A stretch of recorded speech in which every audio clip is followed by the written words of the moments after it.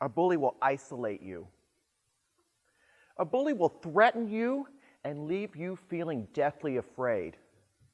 A bully takes everything they can from you and diminishes your hope and spirit.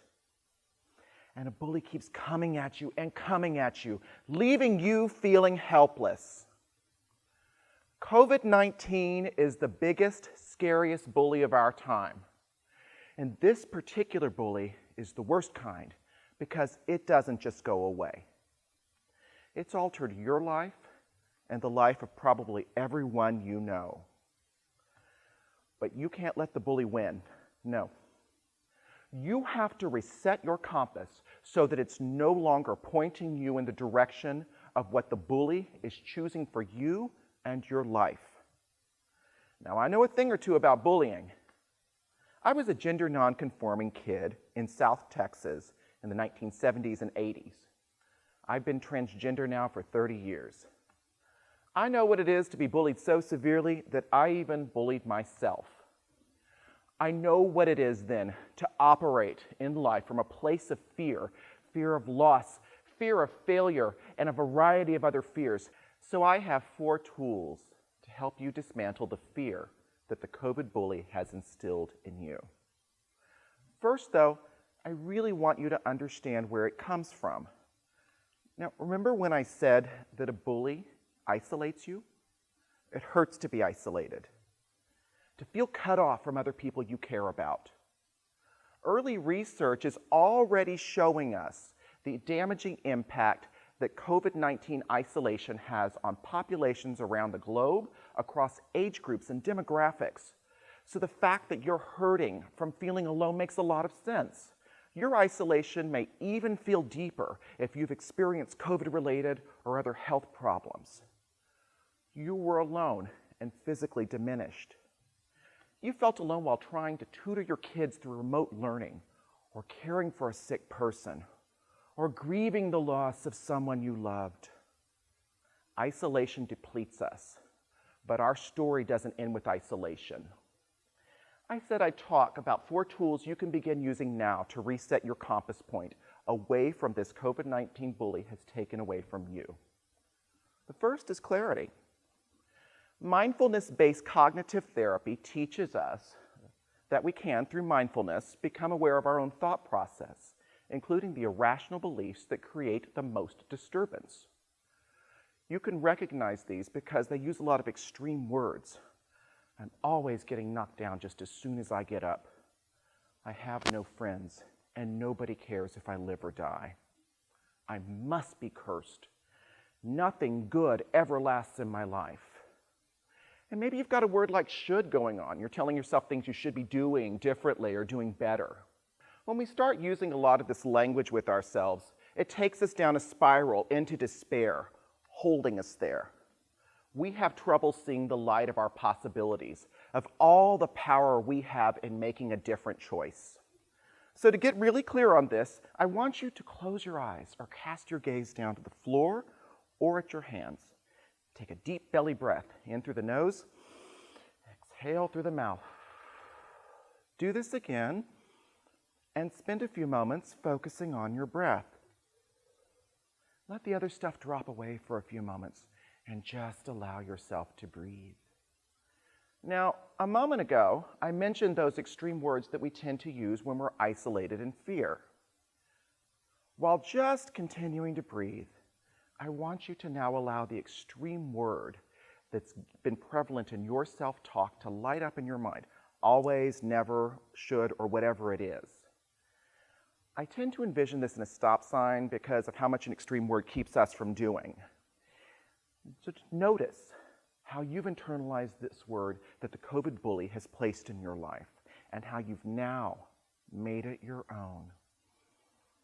And with this word in the forefront, we're proceeding with the next tool I'm here to talk about, compassion. Continue to just breathe in deeply through the nose and out through the mouth. How many times have you used your extreme word to beat yourself up over the past year? You probably attached it to a hurtful memory along the lines of, if I'd only stayed home, I wouldn't have gotten her sick. Oh, if we wouldn't have taken that trip in 2019, we'd have been set financially for when I was laid off. I wish I would have said I love you one more time. Notice the message you're still carrying and how it packs the force behind your extreme word. You're always, you're nothing, or whatever.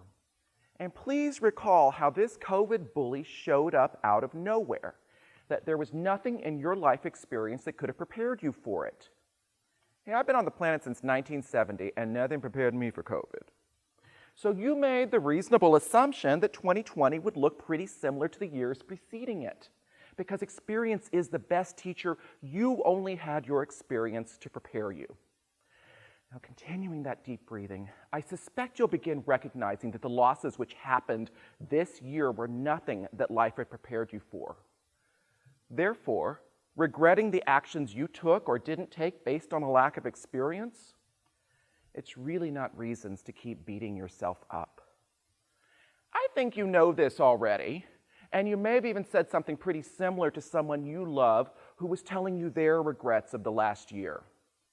And just as you hold someone you love in compassion for losses they've experienced this year, I want you to now hold yourself in compassion for whatever you're regretting, talking to yourself as you talk to someone you love. The third tool I want to talk about is creativity. This is where it gets fun. Now, people may have told you that you're not creative. They did that to me as a child, and I know my fourth grade teacher was right about that leaf thing I made for the fall festival. It was a hot mess. But that's not what creativity is all about. Creativity is being able to adapt to life by forging your path forward, your way. It's moving away from the life that the COVID bully has defined for you. Here's how. Continuing with your deep and intentional breathing, notice that dream or life goal that's been trying to get your attention. You've got something that's been calling out to you, I suspect, although you may have used your extreme word to bat it down. Maybe the dream has been telling you to go back to school, or to learn a new language, or to make plans for a physical move to some place you really need to be. Maybe it's time to move forward in a relationship, or make changes to a relationship that doesn't work for your life in its current form. Whatever is coming to mind right now, whatever dream is now surfacing in your awareness, as you hear these words, don't quash it. Write it down quickly. Then spend some time reflecting on what it means to live in this dream, the sense of pride and choice making. That makes it real. Your instincts are pulling you toward action.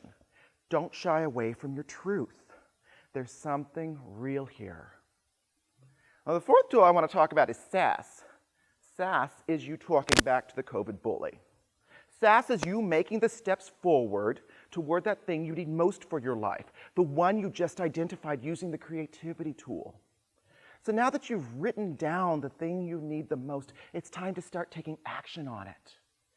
Oh, SAS is the hardest tool to use, I know. So I'm going to tell you a quick story of a transgender girlfriend of mine named Stacee St. James, who began living her truth as a woman back in the 70s and 80s. Now, you can imagine how life might have been, but I'm going to spell it out anyway. She was ridiculed. People threw rocks at her. She was in danger multiple times. And yet, Stacee brought life wherever she went. She was an entertainer, a physical comedian who figured out how to make life work on her terms. She had humor, she could dance, she had beauty, and she didn't let the very transphobic world she grew up in tell her how she should act. She called herself sassy because she was always talking back at the world. And if my friend Stacee could talk back to the bullying world that she grew up in, you can talk back now to your COVID bully. You can let your bully know that it's not defining life for you, and that you've got the tools now for pointing your compass in the direction of your choosing. So keeping that breath going and focusing now on the dream you identified with your creativity tool, it's time for you to identify the actions you'll take today, tomorrow, and as you move forward. Don't drop your momentum. Use this moment to forge your path forward, trusting the dream that's been trying to get your attention all this time. You resist your bully each and every day that you refuse to be diminished by it. No matter what it's taken to this point, you refuse to let it take your worth, your right to choose, your right to live this big, bold, sassy life. Are you ready to tell the COVID bully that it lost and you won?